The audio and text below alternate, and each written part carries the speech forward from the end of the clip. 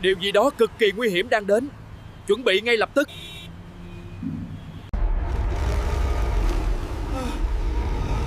Trời ơi, sinh vật này to gấp nhiều lần tòa nhà chọc trời.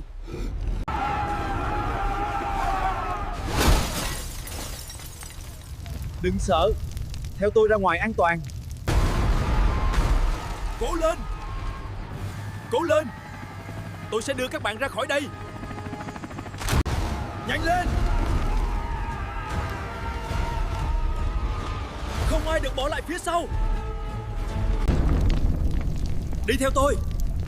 Chúng ta còn kịp ra ngoài. Nhanh! Đường hầm này là lối thoát an toàn.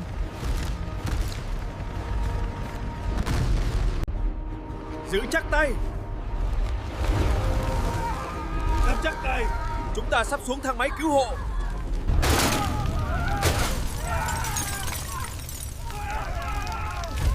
Thoát ra ngoài, nhanh lên.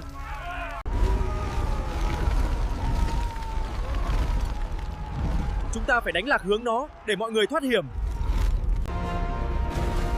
Đây là trận chiến sinh tồn. Ai còn kẹt phải được cứu trước hết.